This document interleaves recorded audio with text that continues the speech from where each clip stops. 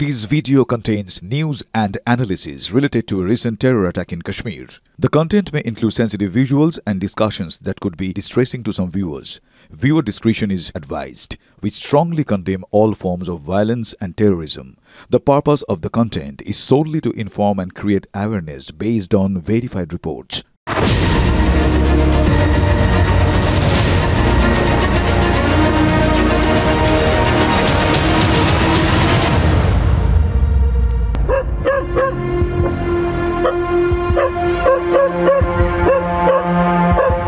जून की बात है, रात के 12:30 बजे के बीच मैं सोया हुआ था। जैसे ही नींद खुली तो ये हमारा डॉगी एक छोटा सा हमने इसको रखा था, ये ज़ोर ज़ोर से आवाज़ें निकाल रहा था।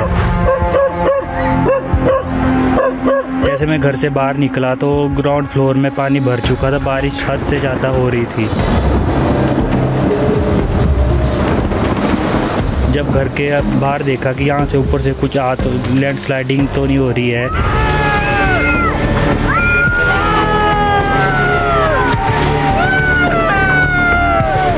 फिर मैंने अपनी फैमिली को बाहर निकाला। मैंने सर 3-4 लोगों को नीचे कांटेक्ट कर दिया कि ऐसे ऐसा हो गया, आप वहाँ से सेफली करके निकल जाओ।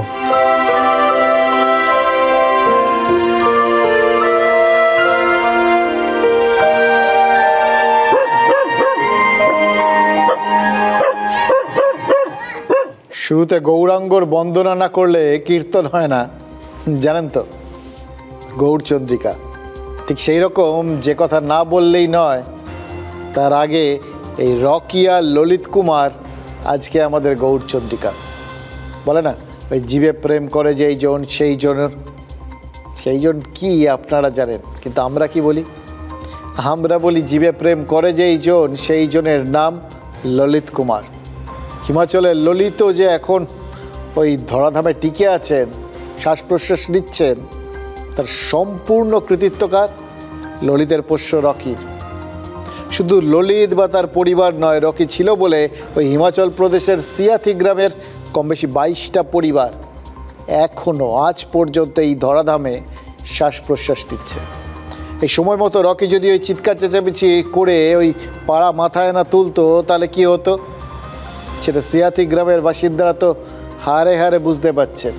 30শে জুনের রাতে ভয়ঙ্কর ধসে তাদের গ্রামের প্রায় সমস্ত বাড়ি তো ধূলিসাৎ হয়ে গেছে। খানচারেকের মতো বাড়ির শুধু কঙ্কালটা দাঁড়িয়ে আছে, আর সেই ছবি বোঝাচ্ছে সময় মতো বাড়ির থেকে বেরিয়ে না এলে পাহাড় ভেঙে নেমে আসে এই বড় বড় পাথরে গ্রামের মানুষগুলোও তো চিরে চ্যাপ্টা হয়ে যেতেন নিমেষে। ফলে মাত্র 5 মাসের এই রকিকে নিয়ে সিয়াথি গ্রাম যদি একটু আধিক্যতা করতেই পারে। হাজার হোক, রকি তাদের জীবনদাতা। এবার তাদের জীবনের কোনো মূল্যই তো থাকতো না যদি রকি না থাকতো। আর সেদিক থেকে দেখতে গেলে কুকুর ইজ ইকুয়াল টু মানুষ। এই কথা শুনে কেউ যদি বলতে পারেন যে এটা কি হলো, এটা ঠিক বলা হচ্ছে না। কুকুর যতই প্রভুভক্ত প্রাণী হোক, তার সাথে মানুষের তুলনা করাটা কি ঠিক হলো? যারা ভাববেন তারা একটা কথা মাথায় রাখুন, আমরা তো তবু কুকুর আর মানুষকে সমানে রাখছি। আইএসএফের বিধায়ক নওশাদ সিদ্দিকী তো মনে করছেন কুকুরের গুরুত্ব কিছু কিছু ক্ষেত্রে নাকি মানুষের থেকেও বেশি। নওশাদ এই তুলনামূলক তত্ত্বে মানুষ বলতে অবশ্য মুসলমানদের বুঝিয়েছেন। পশ্চিমবঙ্গ সমগ্র শিক্ষা মিশনের একটা নোটিশ আমি দেখতে পেলাম, যেখানে বলা হচ্ছে যে স্কুলের যেখানে মিড ডে মিল যে স্কুলগুলোতে দেওয়া হয়, সেই স্কুলের আশেপাশে যে সমস্ত কুকুরের সন্তানগুলো আছে, অর্থাৎ কুকুরের বাচ্চাগুলো থাকে বা কুকুরগুলো থাকে, তাদেরকে একবেলা ফিড করানোর জন্য খাবার দেওয়ার কথা বলা হচ্ছে, মিড ডে মিলের থেকে অ্যানাউন্স হচ্ছে। আর পশ্চিমবাংলার দীর্ঘদিন ধরে দাবি করেছে 237টি মতো আনএডেড শিক্ষা প্রতিষ্ঠান, যে আনএডেড শিক্ষা প্রতিষ্ঠানে মাদ্রাসাগুলোতে সংখ্যালঘু সমাজের ছেলেমেয়েরা বেশি পড়াশোনা করে, যে তারা মিড ডে মিল পাচ্ছে না, মিড ডে মিলের ব্যবস্থা করো। তাহলে এটা থেকে বোঝা যাচ্ছে যে পশ্চিমবাংলায় কুকুরের সন্তানের থেকেও মুসলমানদের সন্তানদের দুরবস্থা বেশি। তিনি ভাবালেন কি ভয়ঙ্কর ভাবনায় ফেললেন বলুন তো নওশাদ সিদ্দিকী। নওশাদ তো শুধু বিধায়ক বা রাজনৈতিক নেতা নন, রাজনীতির বাইরেও তো তার একটা জবরদস্ত পরিচয় আছে। পারিবারিক সূত্রে তিনি সংখ্যালঘু সমাজের কাছে শ্রদ্ধার পাত্র। হুগলির ফুরফুরা শরীফের পীর পরিবারের সন্তান নওশাদ, এবং সেই অর্থে তিনি সংখ্যালঘু সমাজের অন্যতম অভিভাবক। এবার অভিভাবক তুল্য একজন মানুষ যখন কিছু বলেন তখন তো সেটাকে গুরুত্ব দিয়েই দেখা উচিত। আমরাও দেখছি নওশাদ যে তুলনাটা টেনেছেন সেটা কি পরিষ্কার করে বলি আপনাদের। পশ্চিমবঙ্গ সরকার মিড ডে মিলের ভাগ দিচ্ছে পথকুকুরদের, আপনাদের মনে আছে? না বললেই নয়, আপনাদের জানিয়েছিলাম। পশ্চিমবঙ্গ সমগ্র শিক্ষা মিশন থেকে স্কুলগুলোর কাছে নির্দেশিকা গেছে যে স্কুলের বাইরে যে সমস্ত পথকুকুর ঘুরে বেড়ায় তাদেরও মিড ডে মিলের খাবার থেকে খেতে দিতে হবে। এর জন্য একজন ব্যক্তিকে দায়বদ্ধ থাকতে হবে, মানে দায়িত্বপ্রাপ্ত আর কি। জেলা স্তরে প্রাণী সম্পদ বিকাশ আধিকারিকের সঙ্গে নিয়মিত যোগাযোগ রাখতে হবে যাতে ওই পথকুকুরের বন্ধ্যাত্মকরণ আর টিকাকরণ করা যায়। এই নির্দেশিকা বের হয়েছে 20 জুন। আমরা ভেবেছিলাম বিরোধীরা হয়তো প্রশ্ন তুলবেন যে করদাতাদের টাকায় কুকুর খাওয়ানো কেন হবে। আমরা ভাবিনি পথ কুকুরদের খাওয়ানোয় রাজ্য সরকারকে নওশাদ সিদ্দিকীর মতো বিরোধী নেতা এইরকম একটা বেয়ারা প্রশ্নের মুখে দাঁড় করিয়ে দেবে। কি বুঝলাম বিপুলায় রাজনীতির কতটুকু জানি, অনেক কিছুই আমাদের জানা বাকি। মনে রাখবেন এই পথ কুকুররা মিড ডে মিল পাচ্ছে বলে নওশাদের তো কোনো আপত্তিই নেই, বরং তিনি মনে মনে খুশি হয়েছেন হয়তো, কারণ পথ কুকুররা মিড ডে মিল না পেলে তিনি এই তুলনাটা টানতে পারতেন না, বলতে পারতেন না তৃণমূলের জমানায় মুসলিম সন্তানদের অবস্থা ওই পথ কুকুরদের থেকেও খারাপ। কিন্তু কথা হচ্ছে কিসের ভিত্তিতে নওশাদ এই কথাটা বলছেন। তিনি কেস স্টাডি বা তুলনা হিসেবে 237টা মাদ্রাসার পড়ুয়াদের কথা বলছেন, যে মাদ্রাসাগুলো নওশাদের ভাষাতেই আনএইডেড অর্থাৎ সরকারি সাহায্য থেকে বঞ্চিত। এমন মাদ্রাসা যেগুলো এখনও মাদ্রাসা শিক্ষা বোর্ড বা পঞ্চায়েত দপ্তরের আওতায় আসেনি। মাদ্রাসা শিক্ষা বোর্ডের আওতায় যেমন বহু মাদ্রাসা আছে, তেমন এই পঞ্চায়েত দপ্তরের অধীনস্থ বেশ কিছু মাদ্রাসা শিক্ষা কেন্দ্র রয়েছে। এরা সব সাহায্য পায় সরকারি আর কি। কিন্তু তার বাইরেও ওই 237টা মাদ্রাসা আছে যেখানে গ্রুপ ডি বা গ্রুপ সি কর্মীরা যেমন সরকারের ভাতা পান, তেমনই শিক্ষক শিক্ষিকারাও একটা ভাতা পান। যে মাদ্রাসাগুলোয় সরকারি বই দেওয়া হয় অথচ মাদ্রাসাগুলো শিক্ষাশ্রী, কন্যাশ্রী বা মিড ডে মিলের মতো সরকারি প্রকল্প পায় না। বুঝলেন তো কোন জায়গার থেকে নওশাদ এই ব্যাপারটাকে ধরলেন? এ রাজ্যে সংখ্যালঘুদের পরিস্থিতি কি সেটা বোঝাতে নওশাদ বেছে বেছে এই মাদ্রাসাগুলোকেই স্যাম্পল ফাইল হিসেবে পেশ করেছেন, এবং এমন একটা সময় করেছেন যখন খুঁচিয়ে ঘা করে দেওয়ার লোভটা অনেকেই কন্ট্রোল করতে পারছেন না, এবং ঘটনাচক্রে তাদের মধ্যে কেউ কেউ আবার নওশাদ সিদ্দিকীর জ্ঞাতি হন। ওয়ান্স আপন আ টাইম, একদা কোনো এক সময়ে ঘন ঘন ফুরফুরা যেতেন তৃণমূল নেতারা। তাদের আসন পড়ত ফুরফুরার শরিক তহা সিদ্দিকীর ঘরে। তারপর ফুরফুরায় দমকা বাতাসের মতো এলেন আব্বাস ও নওশাদ সিদ্দিকী। তৈরি হলো আইএসএফ। তৃণমূলেরও সম্ভবত মোহভঙ্গ হলো। মমতা বন্দ্যোপাধ্যায় ফুরফুরা শরীফে ইফতার পার্টি করতে গেলেন, আর কাশেম সিদ্দিকীকে সঙ্গে করে তৃণমূলে নিয়ে এলেন। সিএমের সঙ্গে আমাদের একটা অনেক দিনের সম্পর্ক, সিপিএমের জমানা থেকে সম্পর্ক। আমার বাবার সঙ্গে সম্পর্ক ছিল। ফুরফুরা শরীফে গিয়েছিল, তিনি বলে গেছেন কাশেম ভাই তুমি আমার খুব কাছের। প্রশ্ন ছিলই, একা কাশেম কি গোটা ফুরফুরা শরীফ তৃণমূলের হাতে তুলে দিতে পারবেন, নাকি ফুরফুরায় ভিন্ন মত ছিল, আছে, থাকবেও? সংখ্যালঘুদের নিয়ে চায়ের কাপ চা খাওয়া হয়ে গেছে, ডাস্টবিনে কাপটা ফেলে যায়। রান্না করতে গেলে তেজপাতা দিয়ে রান্নাটা খুশবু করে নেবে, আর বাকি পাতে আসবে এখন ওটা চুষে ছিপে করে ফেলে দেবে। পশ্চিমবঙ্গে তো তেজপাতার জাত মনে করে। দুই পীরজাদা, দুজনেরই বক্তব্য মোটামুটি এক। কেউ বলছেন তেজপাতা, কেউ বলছেন চায়ের কাপ।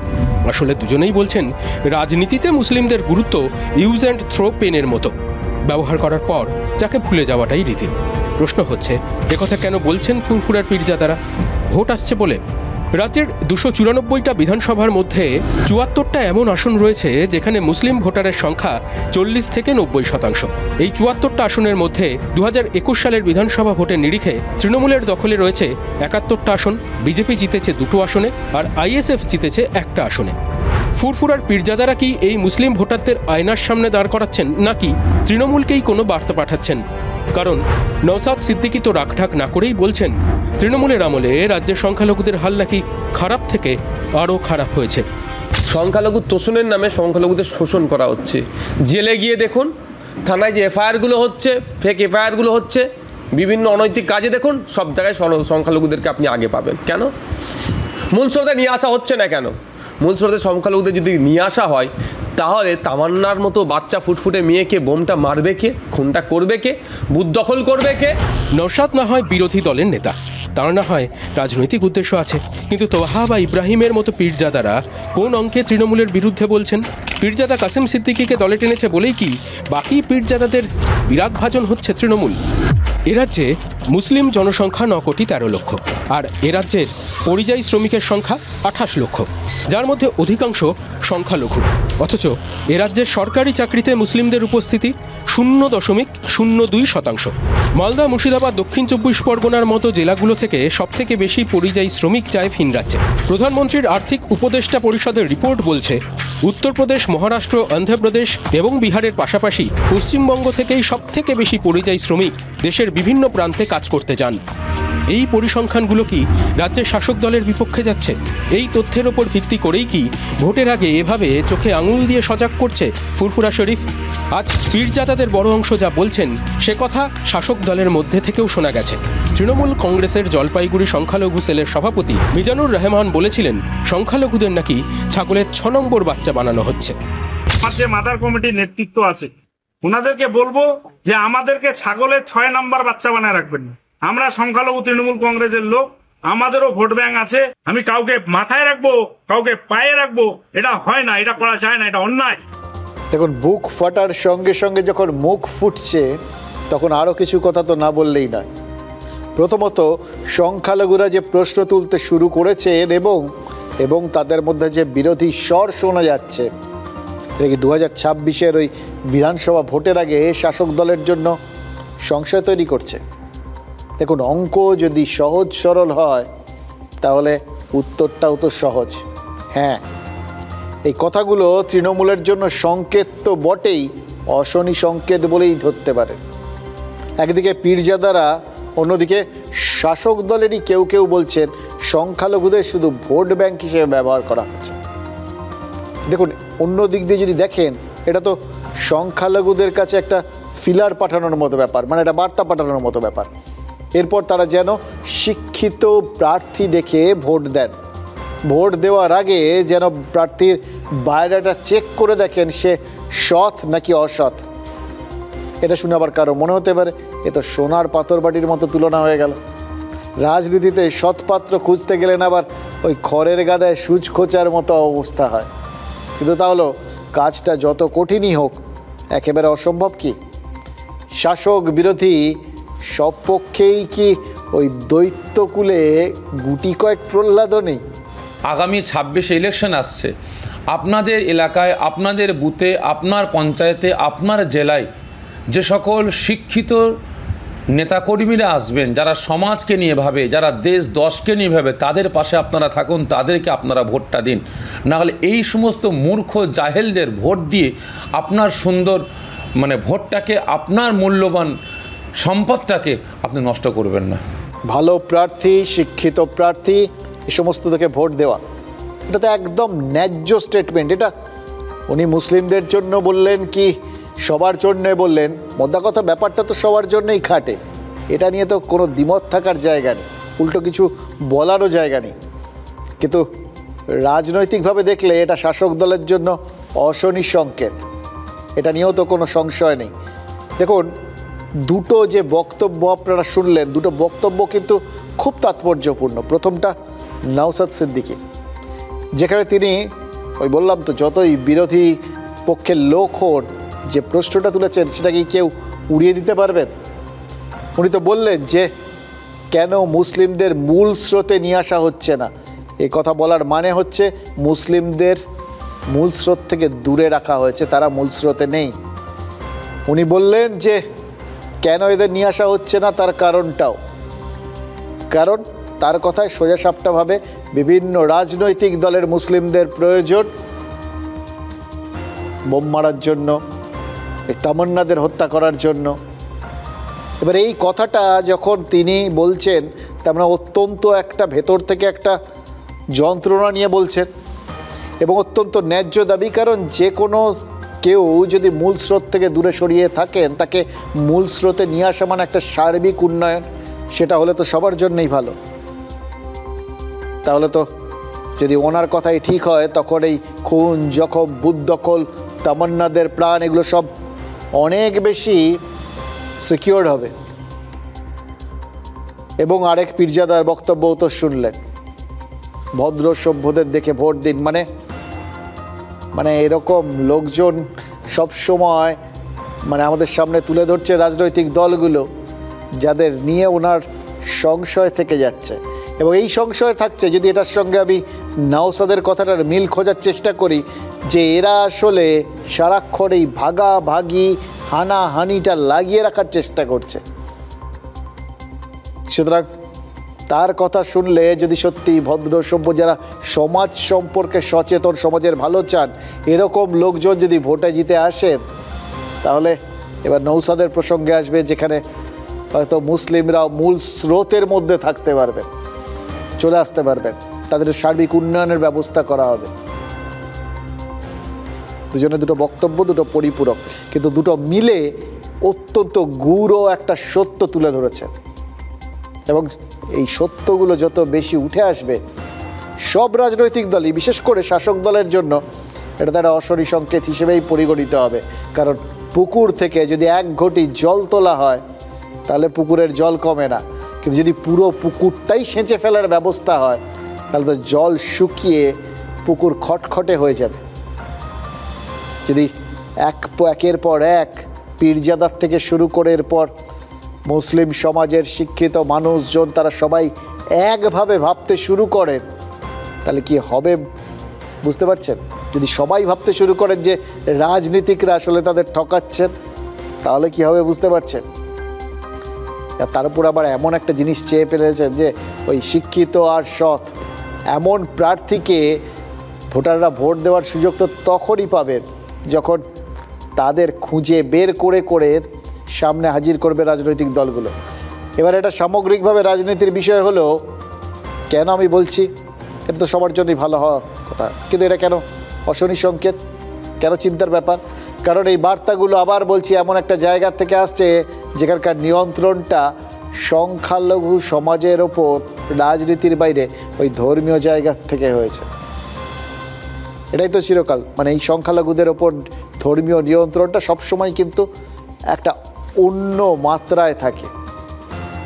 কিন্তু সাম্প্রতিককালে পীরজাদারা যখন সমস্বরে বলছেন যে সংখ্যালঘু সমাজ শুধু ভোটের স্বার্থে ব্যবহৃত হয়েছে, যখন বলছেন যে সংখ্যালঘুরা যা দিয়েছেন তার বিনিময়ে কিছুই পাননি, তাহলে তো হয়তো তারা বোঝাতে চাইছেন যে সংখ্যালঘু সমাজের ওপর রাজনীতির থেকেও ধর্মীয় নিয়ন্ত্রণটা আরও বেশি স্ট্রং হওয়ার প্রয়োজন, আরও বেশি শক্তপোক্ত হওয়ার প্রয়োজন। নইলে তারা এতদিন যেটা বলেননি সেটা এখন বলছেন কেন? তাদের কি মনে হচ্ছে যে তাদের সামনে রেখে আস্তে আস্তে নিয়ন্ত্রণটা রাজনীতি হাতে তুলে নিয়েছে? সেই জন্যেই কি তারা আবার ওই ধর্মীয় নিয়ন্ত্রণটা শক্তপোক্ত করার কথা ভাবছেন? সেই জন্যেই প্রথমে রাজনীতির নিয়ন্ত্রণ মুক্ত করার কথা ভাবছেন, তারপর তারা আবার ফের কন্ট্রোল নেবেন, এরকম ব্যাপারটা কি? এবার তাদের এই বক্তব্যগুলোর পরিপ্রেক্ষিতে রাজনৈতিক প্রধান দল দুটোর বক্তব্য একবার মনে করুন। দেখবেন ওই তারা কতটা ধর্মীয় নিয়ন্ত্রণের ব্যাপারটা আনতে চাইছেন না চাইছেন সেটা তো পরের কথা, কিন্তু তাদের বক্তব্যের একটা মান্যতা, মানে রাজনৈতিক দলগুলোর দৃষ্টিভঙ্গি সম্পর্কে তাদের বক্তব্যের মান্যতা, সেটা কিন্তু পেয়ে যাবেন। দেখুন নিয়মিত কি বলেন বিজেপি নেতারা, বলেন যে তৃণমূল তোষণের রাজনীতি করে, আর তাই বাংলাদেশের অনুপ্রবেশকারী মুসলিমদের এ রাজ্যে ভোট ব্যাংক হিসেবে আশ্রয় দিচ্ছে। নিয়মিত অভিযোগ করে এটা বিজেপি। পাল্টা তৃণমূল কি বলে? বলে মুসলিমদের জুজু দেখিয়ে হিন্দুদের আতঙ্কিত করে ভোট ব্যাংক একত্রিত করছে বিজেপি। এবার খেয়াল করে দেখুন, দুটো অভিযোগেরই অভিমুক্ত একটাই, ভোট একত্রিত করা এবং মানুষকে মানুষ হিসেবে নয়, ভোট ব্যাংক হিসেবে গণ্য করা। এই জায়গা থেকেই তো ওই পীরজাদাদের বক্তব্য মান্যতা পেয়ে যাচ্ছে। সুতরাং বুঝতেই পারছেন, তারা যদি যে বক্তব্যগুলো রাখছেন সেগুলো সংখ্যালঘুদের ওপর সমানভাবে প্রতিক্রিয়া সৃষ্টি করে, তাহলে তো তারা সব পক্ষের জন্যই চ্যালেঞ্জ ছুড়ে দেবেন। কারণ পীরজাদাদের অনুপ্রেরণায় ভোটাররা যদি এই তৃণমূল বিজেপির এই যাবতীয় বক্তব্যগুলোর বাইরে বেরিয়ে কোনো কিছু ভাবেন, তাহলে কোনো আসনে নেপোরা যে ফ্যাক্টর হবে না তা তো বলা যাচ্ছে না। জয়ের ব্যবধান 1000-এরও কম, মানে নেক টু নেক ডিফারেন্স, একদম তুল্যমূল্য, গায়ে গায়ে, এরকম বিধানসভার সংখ্যা 7টা। আর জয়ের ব্যবধানের চেয়ে নোটা বেশি, মানে কাউকে পছন্দ না এরকম ভোট দিয়েছেন, এরকম আসন 14টা। অর্থাৎ কানায় কানায় লড়াইয়ের ক্ষেত্রে এরকম 21টা বিধানসভা রয়েছে, যেখানে তৃণমূল 8টায় জিতেছে আর বিজেপি 13টায় জিতেছে।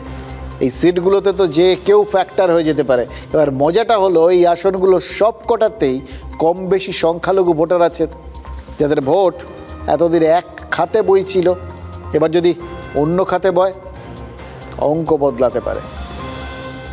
সে অঙ্কটা কার পক্ষে যাবে সেটা বোঝা যাচ্ছে না বলেই কি পীরজাদাদের এই বক্তব্যগুলো শাসক দলও হালকাভাবে নিতে পারছে না। শহীদ মিনার ময়দান ভরাবে কে? মুসলমান। রানী রাসমণি ভরাবে কে? মুসলমান। মেট্রো ট্রেন ভরাবে কে? মুসলমান। বাঁশ নেবে কে হাতে? মুসলমান। মারবে কাকে? মুসলমান। তার গিফট পাবে কি? ওই ভাঙড়ে কালকে মারা গেল রাজ্জাক খান মতন গিফট পাবে। ব্যবহার ছাড়া আর অন্য কিছু নেই, এরা কিছু পাবে না। কি বুঝলি, এরা মার খেচ্ছে, মার খাবে, কি বুঝলি, খাই চায়ের কাপড়ের মধ্যে ব্যবহার করলে কাজ মিটে গেলে ফেলে দাও। কে বোম মারছে আর কে মরছে, কে জেলে যাচ্ছে, সব মুসলমান। তার জন্য বিজেপি দায়ী নেই কমপক্ষে। ভোটের জন্য মুসলমান, এটাই তৃণমূলের প্রকৃত মুসলমানের প্রতি ভালোবাসা। মুসলিমদের খাটো করা উচিত না। মুসলিমরা তারাও হিন্দুদের মতো সমান অধিকারের অধিকারী। এটা কে বলছে, যা বলছে জানি না, মমতা ব্যানার্জি নিজে বলছে। মমতা নিজে বলেছে আমি দিঘেল গাইদের পছন্দ করি। যখন মমতা ব্যানার্জি কন্যাশ্রী থেকে লক্ষ্মীর ভান্ডার দেন, তখন কি ধর্ম বেছে দেন? তখন কি মুসলিম পরিবারে যায় না? স্বাস্থ্যসাথী মুসলিম পরিবারে যায় না? সংখ্যালঘুদের জন্য কতগুলো স্কলারশিপ আছে, তারা কি সংখ্যালঘু পরিবারগুলি পান না? মরছে মুসলমান, মারছে মুসলমান। আর বিরোধীরা খোঁচা দিয়ে বলছে তৃণমূল সরকার সংখ্যালঘুদের নিরাপত্তা দিতে পারছে না। একইভাবে তৃণমূল সরকার কি তৃণমূলকেও নিরাপত্তা দিতে পারছে? এটাও তো একটা বড় প্রশ্ন। প্রশ্নটা রাজ্জাক খাঁয়ের খুনের পর তো উঠতেই পারে, কারণ রাজ্জাক ফুল টাইমের তৃণমূল নেতা। শুধু নেতা নয়, রাজ্জাকের প্রতিপত্তি, দাপট দুটোই তো চোখে লাগার মতো। রাজ্জাকের আচমকা উত্থানে দলের সব অংশই খুব যে খুশি ছিল এটা তো হলফ করে বলা যাবে না। তাই কি দোষটা তড়িঘড়ি আইএসএফের ঘাড়ে দিয়ে দেওয়া হলো? কেন এরকম ভাবতে হচ্ছে বলছি। শওকত মোল্লা বলেছেন যে আইএসএফ ক্ষমতা দখলের জন্য রাজ্জাককে খুন করেছে। তা তো পরের প্রশ্নটা আসতে হবে। রাজ্জাক খাঁয়ের খুনে অভিযোগ হয়েছে পুলিশের কাছে, সেখানে কোনো নির্দিষ্ট কারো নাম নেই কেন? এটা কিন্তু ভাঙড়ের রাজনীতিতে বিরল। অন্য কোথায় কি হয় আমি জানি না, কিন্তু ভাঙড়ের ক্ষেত্রে দেখেছি। এর আগে 2023 সালে যখন পঞ্চায়েতের সময় খুনোখুনি হয়েছিল, 7 জন খুন হয়েছিলেন ভোটের দিন, আইএসএফ কর্মী, এবং তার জন্য অন্তত 70 জন তৃণমূল কর্মীর নামে নামে অভিযোগ দায়ের হয়েছিল। একইভাবে তৃণমূল কর্মী খুনেও ততোধিক আইএসএফ কর্মীর নামে অভিযোগ দায়ের হয়েছিল। কিন্তু এবার কি হলো? শওকত মোল্লা নিজেই আইএসএফকে দায়ী করছেন, তারপরেও কেন নির্দিষ্ট করে কোনো নামে অভিযোগ নেই? আর কেনই বা মনোজ বার্মা ছুটে যাওয়ার পরেও কাউকে ধরা গেল না? বিরোধীরা বলে যে পুলিশ নাকি তৃণমূলকে খুঁজে পায় না। ভাঙড়ে কি উলটপুরাণ হলো নাকি? ব্যাপারটা উলটপুরাণ না, এটাও সোজা পুরাণী। এমন কেউ দায়ী যাকে ধরা যাচ্ছে না, যে বা যারা ধরা ছোঁয়ার বাইরে। কারা ধরা ছোঁয়ার বাইরে? এখানেই তো প্রশ্ন। আর এখানেই আর একটা সম্ভাবনা গোষ্ঠীদ্বন্দ্বের। নওশাদ সেদিকেই ইঙ্গিত করেছেন।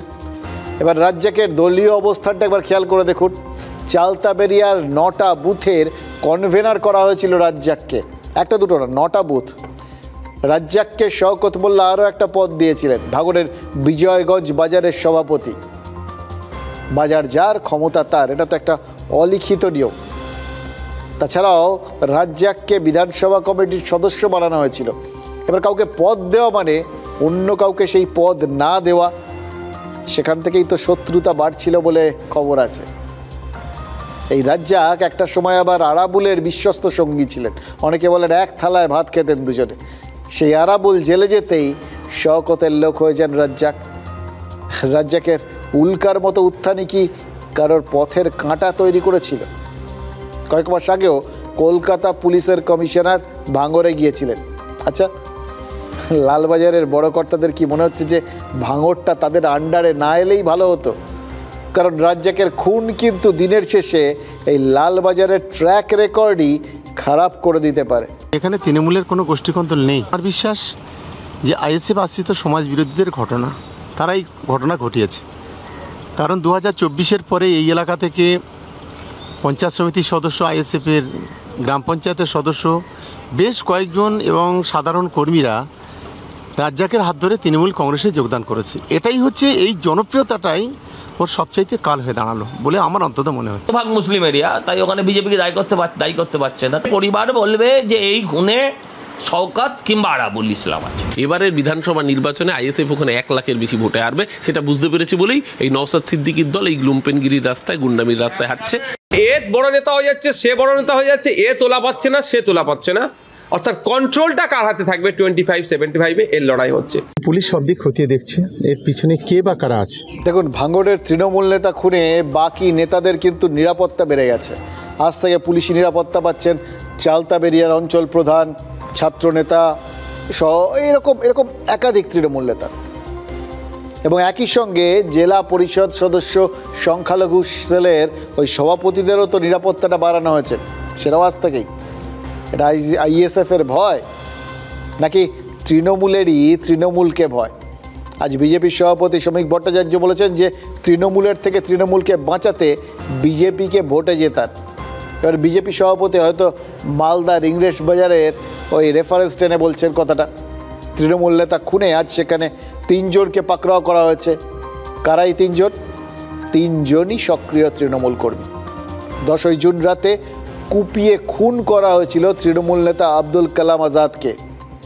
তৃণমূল নেতা খুনের তদন্তে নেমে প্রথমেই কাকে ধরা হলো? পুলিশ ধরল কাজীগ্রাম গ্রাম পঞ্চায়েতের তৃণমূল সদস্য মইনুল শেখকে। আজ মইনুলের ভাই সাইদুল শেখ আর 2 ঘনিষ্ঠ ইমারত শেখ আর শহীদ শেখ ধরা পড়েছে।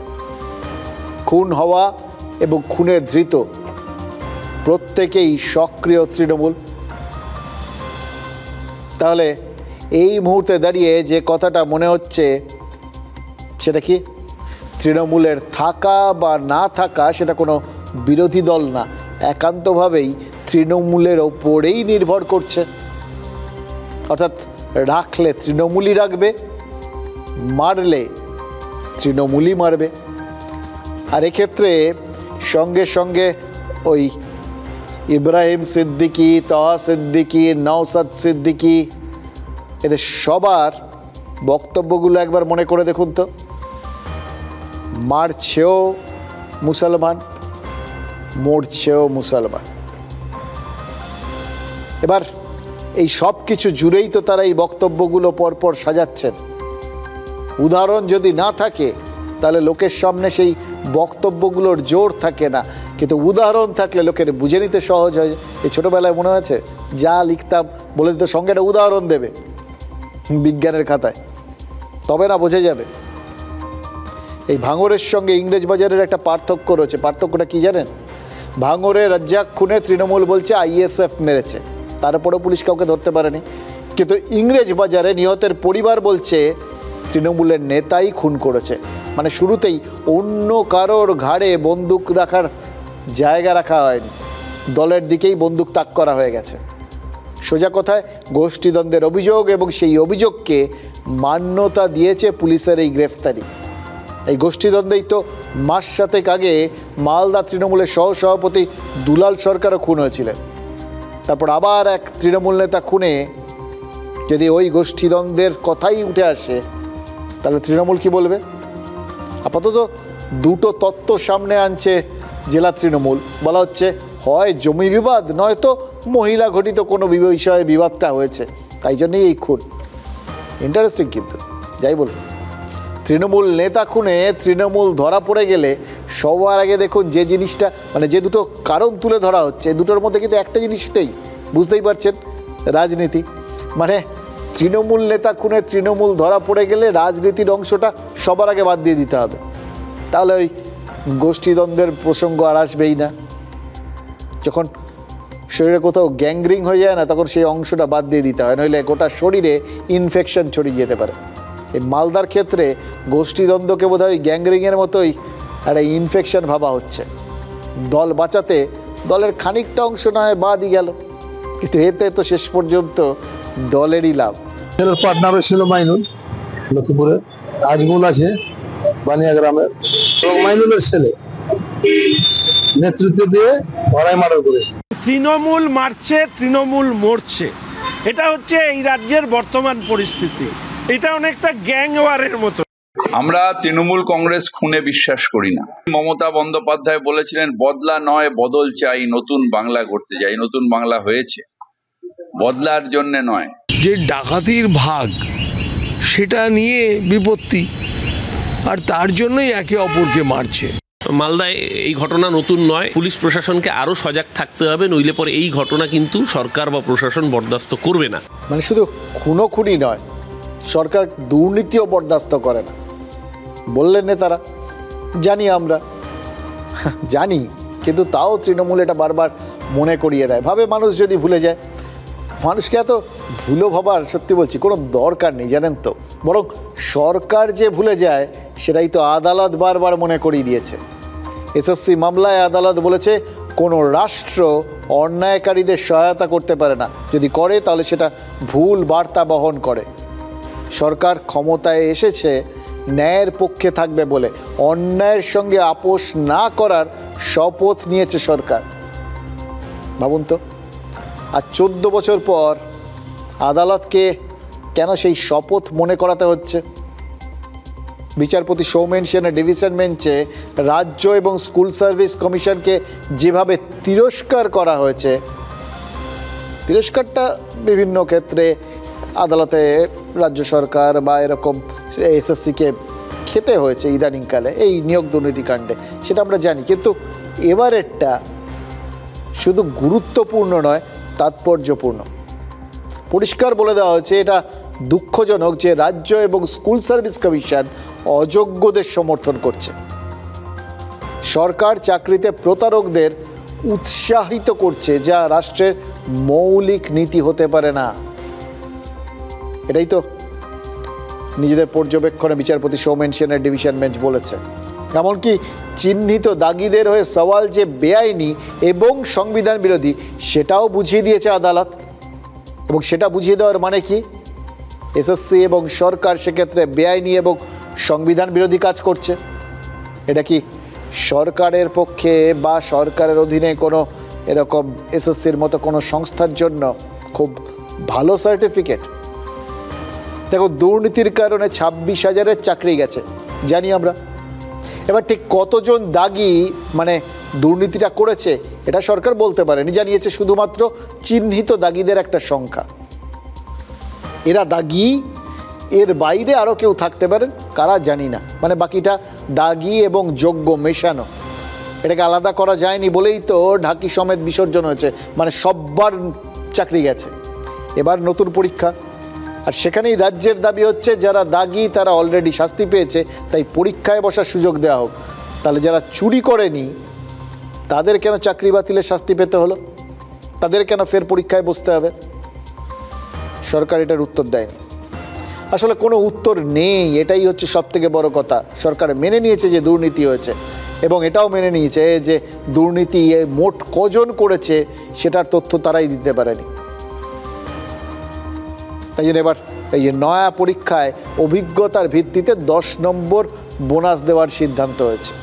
মানে যাতে যাদের এই যোগ্য অযোগ্য মেলানো আর কি, যেটা নিয়ে একটু কনফিউশন আছে, যারা বোনাফাইড দাগি নন, যাতে তারা একটু সুবিধা পান। যে যোগ্যরা চাকরি হারালেন তারা যাতে একটু সুবিধে পান। এবার গোটা পরিস্থিতিটা একবার ঠান্ডা মাথায় ভেবে দেখুন, ইতিমধ্যেই প্রায় 3.5 লাখ আবেদনপত্র জমা পড়ে গেছে, মানে নতুন পরীক্ষার্থীরাও সবাই আবেদন করছেন। যারা এই নতুন আবেদন করছেন সেই নতুন পরীক্ষার্থীরা তারা কিন্তু শুরুতেই 10 নম্বর পিছিয়ে গেলেন, কারণ তাদের তো অভিজ্ঞতা নেই। আর একইভাবে যারা চিহ্নিত দাগি তারাও যদি এই পরীক্ষাটা দিতে পারেন, মানে যেটা সরকার চেষ্টা করেছিল, তাহলে তারাও তো এই অভিজ্ঞতা দেখিয়ে বাকি যোগ্যদের মতোই 10 নম্বর সেটা অতিরিক্ত পেয়ে যেতেন। চাকরি তো মানে দাগি অন্যায় অন্যায্যভাবে কেউ চাকরি পেয়েছেন আর কেউ যোগ্যতার জন্য পেয়েছেন, চাকরি তো সবাই একই পরিমাণ করে ফেলেছেন। মানে চুরির পরেও অ্যাডভান্টেজ পাওয়ার রাস্তাটা খুলে রেখেছিল সরকার, আদালত সেই রাস্তায় ব্যারিকেড লাগিয়ে দিয়েছে। সুপ্রিম কোর্টে সেই ব্যারিকেড সরানোর চেষ্টা হয় কিনা সেটা দেখা যাবে, কিন্তু শোনা যাচ্ছে যে অতিরিক্ত এই 10 নম্বরের সুবিধা নিয়েও আজকালের মধ্যে শুনানি আছে। মানে জটিলতার শেষ নেই, জটিলতার পর আবার জটিলতা, আরেকটা জটিলতাও কি বাড়ছে।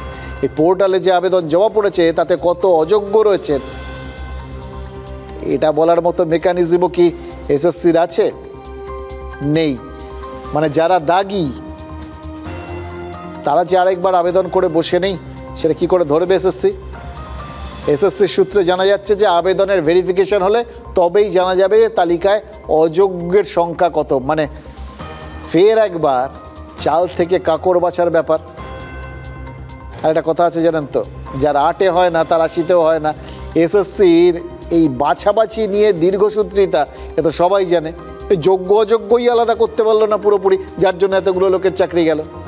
তো এই বাছাবাছি আবার নতুন, এতেও আবার যোগ্য অযোগ্য ভাবুন। এই বাছাবাছিতেও আবার না একটা মামলা মোকদ্দমা হয়ে যায়। মানে ভুল করাটা তো এসএসসি অভ্যেসে পরিণত করে ফেলেছে। তাই আবার সেই সত্যজিৎ রায়কে ধার করতেই হচ্ছে, বলতেই হচ্ছে নিশ্চিন্ত তো আর থাকা যাচ্ছে না রে তপসে। সুপ্রিম কোর্টের রায়তেও তো এটা স্পষ্ট করেই বলা ছিল যে পরীক্ষাটাতে হচ্ছে টেন্টেডরা বসতে পারবে না, এবং সরকার পক্ষের তরফ থেকে এভাবে তাদের পাশে দাঁড়িয়েছেন, মানে সেটা সত্যি মানে হতবাক হওয়ার মতো বিষয়। তো আমরা কিন্তু এখনো পর্যন্ত কোনো জায়গায় প্রমাণ নেই আমরা কোনো হচ্ছে দোষ করেছি। হ্যাঁ, মানে আমরা তাহলে কিসের শাস্তি পাচ্ছি? আমরা কেন শাস্তি পাচ্ছি? যারা অলরেডি সিবিআই বা কমিটির দ্বারা অযোগ্য বলে চিহ্নিত তাদের স্কুলে যাওয়া বন্ধ হয়ে গেছে, তাদের 12% সুদের হারে টাকা ফেরত দেওয়ার নির্দেশ দেওয়া হয়ে গেছে, তারপরে তারা পরীক্ষায় বসবে এই আশা করাটাই হচ্ছে প্রথমত অন্যায়। যারা টাকা দিয়ে চাকরি পেয়েছে তাদের সাথে মমতা বন্দ্যোপাধ্যায় এবং তার দলের সম্পর্ক হচ্ছে তেরে মেরে বীচ মে কেসা হে বন্ধন আনজানা, এবং সেই জন্য নাম নিতে পারছেন না। নিশ্চয়ই এমন কোনো বন্ধন আছে। সত্যি যাদের কোনো দোষ নেই তাদের অযোগ্য দাগিয়ে দিয়ে তাদের জীবনটা নষ্ট করা তো ঠিক নয়। সেই জায়গাতেই ক্লারিফিকেশনের কিছু দরকার আছে বলে এই গোটা বিষয়টা এখনও চলছে। কোনো প্রকৃত অযোগ্যকে সমর্থন করা, মদত দেওয়া ইত্যাদির কোনো উদ্দেশ্য রাজ্য সরকার বা এসএসসির নেই। যারা অযোগ্য, যাদেরকে এবার মমতা বলেছিল বারবার আমি চাকরি দেবো, ভাতা দেবো, সেটা হাইকোর্ট বলে দেওয়ার পরে এবার তাদের কাছে আবেদন, তাদের একটু কয়েকজন অন্তত বুকের পাটা শক্ত করে নামগুলো বলে দিন কে কাকে টাকা দিয়েছিল। যোগ্য চাকরি প্রার্থীদের বাড়তি 10 নম্বর দেওয়ার অর্থ কি বলুন তো? তাদের সকলকে চাকরিতে ফেরানো। সেটা তারা পান কি না মামলার রায় জানা যাবে। কিন্তু নম্বর তো একজনের কাটা গেছে, দিলীপ ঘোষের। ওই দীঘায় জগন্নাথ মন্দির মমতা বন্দ্যোপাধ্যায়, সেখানে গিয়েই তো তিনি নম্বর কাটিয়ে বসে আছেন। মানে বুঝতে পারছেন, যদি তিনি বিধানসভা নির্বাচনের টিকিট পাওয়ার পরীক্ষায় বসতে চান তাহলে তাকে ওই পিছিয়ে থেকেই, নম্বরে পিছিয়ে থেকেই বসতে হবে পরীক্ষায়। এমনিতে তিনি খারাপ ছাত্র ছিলেন না। 2016-এ বিজেপির যে 3 জন জিতেছিলেন তার মধ্যে তিনিও ছিলেন, কিন্তু মাঝখানে ড্রপ আউট হয়ে যান। অ্যাটেন্ডেন্সের খাতায় নাম ছিল কিন্তু নন কলেজিয়েট হয়ে গেছিলেন, নিয়মিত নন। এবার এখন দেখা যাচ্ছে যে পরীক্ষায় বসার মতো পর্যাপ্ত অ্যাটেন্ডেন্স নেই। দিলীপ ঘোষ পদ্ম পার্টির শিক্ষকদের স্পেশাল ক্লাস করে সিলেবাসটা এখন কমপ্লিট করতে মরিয়া হয়ে উঠেছে, আর সেজন্যই দিল্লি যাওয়া। কিন্তু শিবপ্রসাদ আর বিনোদ তাওরে ছাড়া আর কারোরই দেখা পাননি। কিন্তু কোর্স কমপ্লিট করাটা তো তার বড় প্রয়োজন, কারণ ফের কর্মজগতে ফিরতে চান। বঙ্গ বিজেপিতে বিভিন্ন পোস্টে অতি দ্রুত নো ভ্যাকেন্সি হয়ে যাচ্ছে, সব ভর্তি হয়ে যাচ্ছে ফাঁকগুলো, ফলে চাকরি পেতে একটা ক্র্যাশ কোর্সও করে ফেলেছে। রাজ্য সভাপতি শ্রমিক ভট্টাচার্যের ওই আপ্যায়ন মঞ্চে কালী ঠাকুরের ছবি ছিল। দিলীপ ঘোষও তাই জন্যেই কি দিল্লি কালীবাড়িতে গিয়ে পুজো দিলেন। বাংলার পরিবর্তন, বাংলার উন্নতি, বাংলার শান্তি, সব জায়গায় আমি এটাই চাই। মা যেন সবাইকে সুখে রাখেন। নিজের জন্য কিছু চাইলেন না? ব্যাস জীবনের সমস্ত জটিলতা কাটিয়ে যেন এগোতে পারি। দলও শক্তিশালী আছে, পুরনো কর্মীরাও সক্রিয় হচ্ছেন, আর যত ইলেকশন এগোবে সেটা দেখতে পাবেন। পার্টি চাইলে সব জায়গায় গিয়ে পুরনোদেরকে বলবো লাগুন। রাজ্য সভাপতি নিজে জেলায় জেলায় যাবেন, যেটাই পদ্ধতি সেভাবে সবাইকে সক্রিয় করবেন। পার্টি চাইলে সব জায়গায় যাবেন, কিন্তু প্রশ্ন হচ্ছে পার্টি চাইবে কি? পুরনোরা তিনি বললে সক্রিয় হবেন, মানে তারা এতদিন নিষ্ক্রিয় ছিলেন, কিন্তু তাকে দিয়ে তাদের সক্রিয় করানোর দায়িত্বটা পার্টি দেবে কি, নাকি তারা অন্য পথে চাইবে, যদি আদৌ তারা মনে করে থাকে যে পুরনোরা নিষ্ক্রিয় হয়ে গেছিলেন? দেখুন, বিজেপির রাজ্য সভাপতি শ্রমিক ভট্টাচার্যও তো দিল্লিতে গেছেন গতকাল। বিএল সন্ত্রোষ, তার আগে শিবপ্রসাদ, সুনীল বনসাল সবার সঙ্গে দেখা করেছেন। বিধানসভা নির্বাচনের আগে একটা প্ল্যানিং হচ্ছে। এবার দিলীপ ঘোষের যদি তেমন বড় দায়িত্ব পাওয়ার কথা থাকতো, তাহলে শ্রমিক দিলীপকে সঙ্গে নিয়েই তো সব জায়গায় যেতেন। মানে এটাই তো সাধারণভাবে, যা সাধারণ বুদ্ধিতে যেটা মনে হয়, কিন্তু তা তো জাননি। আসলে রাজনীতিতে না শাক্ত এবং বৈষ্ণব একসঙ্গে হওয়া যায় না।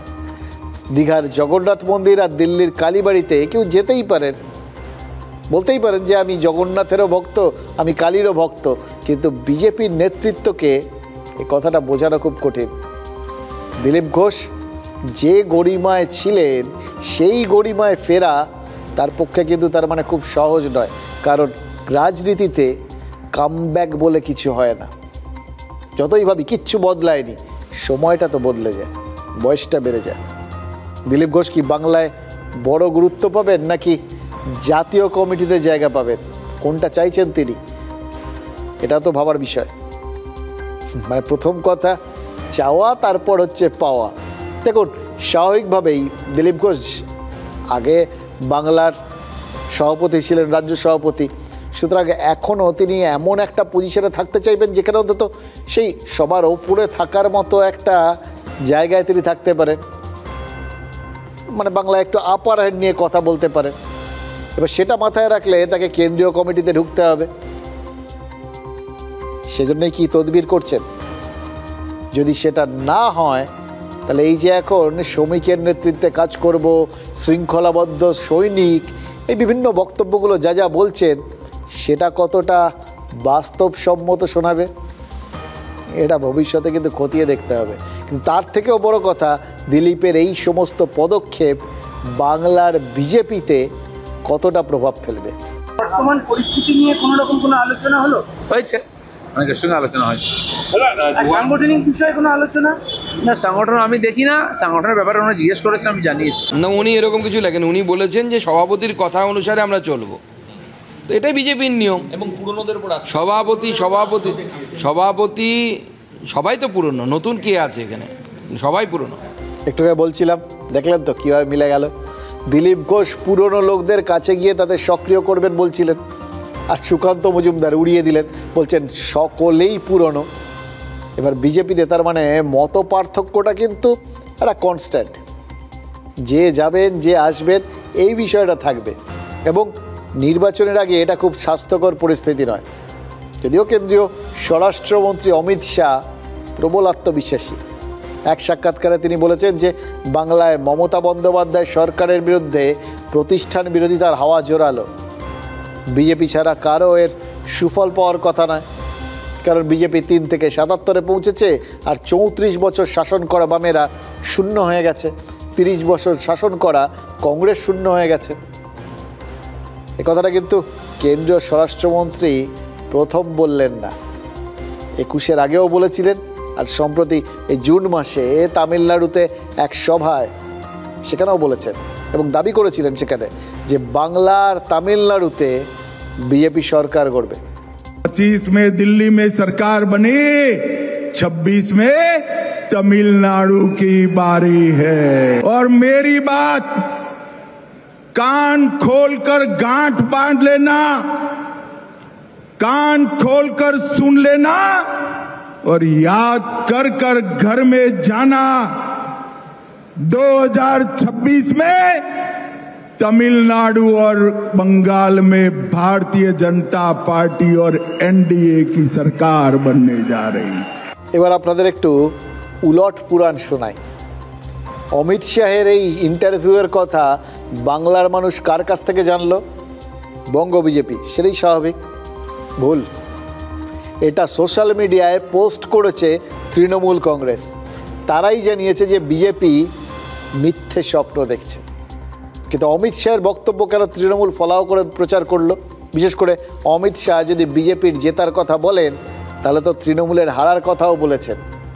হ্যাঁ, সেটাই তৃণমূল পোস্ট করে বাংলার মুসলিমদের বলছে, এই দেখো বিজেপি কি বলছে, ওরা ক্ষমতায় চলে আসবে। এবার বিজেপিকে যদি আটকাতে হয় তাহলে ওই প্রার্থীর গুণমান যাচাইয়ের যে পরামর্শ মুসলিম হুজুররা দিচ্ছেন তাতে কান দিও না, চোখ বুঝে তৃণমূলকে ভোট দাও। মানে মুসলিম সমাজের জন্য জুজু হচ্ছে বিজেপি, আর সেটা যখন দেখানো জুজু দেখিয়ে দিচ্ছে। আর বাকিদের জন্য আছে এনআরসি। কোচবিহারের উত্তম কুমার ব্রজবাসী, যার কাছে ওই এনআরসির নোটিশ এসছে, তিনি তৃণমূলের প্রচারের মুখ হলে আশ্চর্য হওয়ার কিছু থাকবে না। কারণ এনআরসিটাকে এমন একটাভাবে সবার সামনে তুলে ধরা হচ্ছে, প্রত্যেকটা মানুষ একবার নিজের ওই খাতাপত্র পুরনো যা আছে আর কি, পরিচয়পত্র সত্র, সেগুলো কি আছে খতিয়ে দেখছেন। বলা তো যায় না, একটা হালকা আতঙ্ক সবার মধ্যে কিন্তু ঢুকিয়ে দেওয়াটা, সে কাজে কিন্তু তৃণমূল সফল মানতেই হবে। ঠিক একইভাবে তারা এর আগে 21-এ সাফল্য পেয়েছিল, এবারও পেতে পারে। দেখুন, দিনহাটার রাজবংশী সম্প্রদায়ের উত্তম কুমার ব্রজবাসীর নোটিশ পাওয়া নিয়ে মমতা বন্দ্যোপাধ্যায় নিজে পোস্ট করেছিলেন। বলেছিলেন কি? বলেছিলেন অসমের সরকার পশ্চিমবঙ্গে এনআরসি চাপিয়ে দেওয়ার চেষ্টা করছে। আর আজ শিলিগুড়িতে উত্তম কুমারের ইস্যুটাকে সামনে রেখে এনআরসি বিরোধী মিছিলও করে ফেলেছে তৃণমূল। অর্থাৎ আরেকবার এই 26-এর নির্বাচনের আগে সবার মনে ওই এনআরসির জুজুটাকেও বেশ ভালো মতো ঢুকিয়ে দেওয়ার চেষ্টা কিন্তু শুরু। বিজেপি বাংলায় এনআরসি চালু করার চেষ্টা করছে। উত্তম বাবুকে 50 বছরের বেশি বাংলায় থাকছেন, দিনহাটার অধিবাসী, তাকে রাজবংশী সম্প্রদায়ভুক্ত মানুষ, তাকে বাংলাদেশি বলে অসম সরকার 51 বছর এর বেশি বাংলায় থাকা মানুষকে এনআরসি ধরাচ্ছে। এবং মহারাষ্ট্র, উড়িষ্যা, বিভিন্ন জায়গায় যারা কাজ করতে যাচ্ছে বাংলায় কথা বললেই তাদেরকে বাংলাদেশি বলে দেওয়া হচ্ছে। কি বুঝলেন? থিওরিটা খুব পরিষ্কার, যত ভয় তত জয়। আজ শিলিগুড়ির ছোট্ট পুকুরে একটা ঢিল মেরে দেখা হলো যে ঢেউ কেমন ওঠে। প্রতিক্রিয়া ভালো দেখলে এরপর কোচবিহারে মিছিল হবে। উত্তম কুমার ব্রজবাসী, তিনি রাজবংশী সম্প্রদায়ের মানুষ, তাই জন্য তার ওপর এনআরসি কার্যকর হবে না। কিন্তু উত্তম কুমারের সমর্থনে অনন্ত মহারাজ আসরে নামলে বোঝা যাবে তৃণমূল উত্তরবঙ্গ জুড়েই এই এনআরসি বিরোধী প্রচারটা চালাবে। আর রাজ্য জুড়ে প্রচার চালানো হলে ঠাকুরনগরে মমতাবালা ঠাকুর প্রচারে নামবে। তাকে নিষ্ক্রিয় করতে শান্তনু ঠাকুরকে নিশ্চিতভাবেই আসরে নামাবে বিজেপি। মানে মমতা বন্দ্যোপাধ্যায়ের নিজের তৈরি করা ইস্যুতে বিজেপি খেলতে বাধ্য হবে। শুরুটা করলেন কে? Himanta Biswa Sarma. And he is not a citizen of Bengal, he was a citizen of Assam. He is temporarily, he has gone, he was a citizen of Rihabari, now he has gone to Bengal. ওখানকার নাগরিকরা বলছেন যে ওরা 5 পুরুষ ধরে এখানে বাস করছে, হয় আসামে গেল, জীবনে কখনো কুচবিহারের বাইরে পা দেয়নি। এরা নিজেরাই এখানকার ভোটারকে ওখানে দিচ্ছে যাতে একটা রাজ্যে বসে অন্য রাজ্যে যাদের এখতিয়ার নেই ওদের, সেইখানে নাক গলিয়ে একে বার করে দিতে হবে ও বিদেশি। এই গোটা চক্রান্তটা এরা এই কারণে করছে, আসামের কোনো এখতিয়ার নেই, তাকে এনআরসি দিয়ে অবিলম্বে এনআরসির যে সমস্ত কাগজপত্র পাঠিয়েছেন ওগুলো সব প্রত্যাহার করুন। এনআরসি এসব জিনিস এখানে চলবে না। বোঝাই যাচ্ছে যে এই এনআরসি ইস্যুটাকে ফের চাগিয়ে দিয়ে বিধানসভা নির্বাচনের আগে তৃণমূল নিজেদের রাজনৈতিক ফয়দাটা তো নিশ্চিত করতে চাইছে। বহুমুখী ফয়দা। এক, ভোটের আগে একটা আন্দোলন হলো। দুই, সেই আন্দোলনটা জনস্বার্থমুখী, কারণ বিষয়টা নিয়ে মানুষের মনে বিভ্রান্তিও রয়েছে, ভয়ও রয়েছে। তিন, একই সঙ্গে কেন্দ্রীয় সরকারের একটা বিরোধিতা করা হলো, একটা সরকার বিরোধী বিষয়, বিজেপি বিরোধী বিষয়, বিজেপি মানুষকে সমস্যায় ফেলছে, এই জাতীয় একটা বার্তা তুলে দেওয়ার জায়গা থাকছে। আর চার, এই আন্দোলন চাগিয়ে তোলার মানে হচ্ছে অনুপ্রবেশকারীরা কি করে পরিচয়পত্র পেয়ে যাচ্ছে সেই প্রশ্নটাকে ধামাচাপা দিয়ে দেওয়া। আর এই চারটে লক্ষ্য পূরণের জন্যই তৃণমূলের টার্গেট এখন অসমের মুখ্যমন্ত্রী হিমন্ত বিশ্ব শর্মা। তার একটা ভিডিও সোশ্যাল মিডিয়ায় ভাইরাল করেছে তৃণমূল কংগ্রেস। বাংলার শাসক দলের দাবি যে অসমের মুখ্যমন্ত্রী বলছেন যাকে বাংলায় কথা বলতে দেখা যাবে তিনিই বাংলাদেশি। আসামের মুখ্যমন্ত্রী হিমন্ত বিশ্ব শর্মা বলছেন যে যদি কেউ বলেন মাতৃভাষা বাংলা তাহলে বিদেশি চিহ্নিত করতে সুবিধা হবে। আমরা যারা বাংলায় কথা বলি আমরা সবাই বিদেশি। যদি উনি বাংলাদেশকে ইঙ্গিত করে অনুপ্রবেশকারীদের সম্পর্কে বলে থাকেন তাহলে তো প্রথম অমিত শাহ বিএসএফ এর ব্যর্থতার কথা ওনার বলা উচিত। সেটাকে ঢাকতে যারা বাংলায় কথা বলে তাদের সকলকে আপনি বিদেশি বলছেন। ক্লারিফিকেশন দিয়ে ক্ষমা চাওয়া উচিত, বিজেপির ক্ষমা চাওয়া উচিত। আর আপনারা দয়া করে বিবেচনা করুন, এই বিজেপি হচ্ছে একটা বাংলা বিদ্বেষী দল। এখন ভাষা নিয়ে যে রাজনীতি করছে আরএসএস, আর তার সঙ্গে আরো কিছু এখানেও এমন লোক যুক্ত হয়েছে যে মানুষকে বিচ্ছিন্ন করা হচ্ছে, একটা মানুষের সঙ্গে আরেকটা মানুষকে বিচ্ছিন্ন করা হচ্ছে। যে ভাষা মানুষের সঙ্গে মানুষের আদান প্রদানের মাধ্যম, সেতু, সেই ভাষাকেই মানুষের সঙ্গে মানুষের বিভেদ তৈরি করার জন্য আরএসএস হাতিয়ার হিসেবে ব্যবহার করছে। এটা একটা ভয়ের বাতাবরণ তৈরি করা, যা সিএনআরসির নামে করেছিল। এই আসামের যে মুখ্যমন্ত্রী বলেছেন বিজেপিকে এটা নিয়ে ক্ষমা চাইতে হবে এবং আসামের মুখ্যমন্ত্রীর বিরুদ্ধে ব্যবস্থা নিতে হবে। দেখুন, হেমন্ত বিশ্ব শর্মা শুরুটা তো ঠিকঠাক করেছিলেন, ঠিক কথাই বলছিলেন। কেউ যদি বাড়িতে বাংলা ভাষা বলেন, বাংলা ভাষায় লেখাপড়া করেন, তাহলে তিনি তার মাতৃভাষা অহমিয়া কেন লিখবেন? কিন্তু ঘেঁটে ফেলেছেন তার পরের পোর্শনটাই গিয়ে। তার পরের পোর্শনে ওই যারা কেটে দেবেন তাদের মধ্যে থেকে, তাদের মাধ্যমে রাজ্যে অনুপ্রবেশকারীটা বোঝা যাবে, এটা বলতে গিয়েই তো তিনি বুঝিয়ে দিয়েছেন যে কেউ বাংলা ভাষা বললেই তিনি বাংলাদেশি হিসেবে ধরবেন। আর এইখানটাতেই তো ধরেছে তৃণমূলের রাজ্য সাধারণ সম্পাদক আর সিপিএমের রাজ্য সাধারণ সম্পাদক একযোগে বিজেপির ক্ষমা প্রার্থনা দাবি করেছে। কিন্তু এটাও নিশ্চিত হেমন্ত বিশ্ব শর্মা ক্ষমা চাইবেন না, কারণ তাহলে নিজের রাজ্যে তার ফের জিতে আসার কোনো সুযোগ থাকবে না।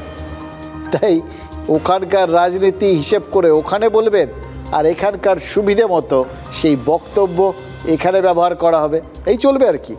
এটাই তো নিয়ম। এই এনআরসি সাবজেক্টটার না বিভিন্ন রূপ আছে জানেন তো, আমি যা দেখছি খুব ইন্টারন্যাশনাল সাবজেক্ট, এমনি এমনি বলছি না। এই এক তো বাংলাদেশি এবং ভারতবাসী এই দুটো ফারাক করার জন্য একটা ব্যাপারটা রয়েছে, ফলে একটা আন্তর্জাতিক ফ্লেভার আছে। আর একটা জায়গা হচ্ছে এরকম ধরন আরও বিদেশে আছে, মানে পাকিস্তান আছে এই উপমহাদেশের, তো ওখানে আরেক রকম এনআরসি চলছে জানেন তো। বালুচিস্তানে পাক, পাঞ্জাবি আর সিন্ধি দেখলেই হয় ভাগিয়ে দেওয়া হচ্ছে, নয়তো খুন করা হচ্ছে। বালুচিস্তানের জনসংখ্যা 1.5 কোটির মতো, স্বাধীনতা সংগ্রামী কত, কয়েক হাজার। তারাই পাকিস্তানের সেনাবাহিনীকে ধরে ধরে কচুকাটা করছে না, বুঝতে পারছেন? অপারেশন সিঁদুরে তাহলে ভারত পাকিস্তানের সঙ্গে কি করেছে? ডোনাল্ড ট্রাম্প যতই পাম্প করে তোলার চেষ্টা করুন না কেন, যারা নিজেদের দেশেই ওই স্বাধীনতা সংগ্রামীদের সঙ্গে এঁটে উঠতে পারে না, তারা ভারতীয় সেনাবাহিনীর মোকাবিলা কি করে করবে বলুন তো? ভাবাটাই তো অন্যায়।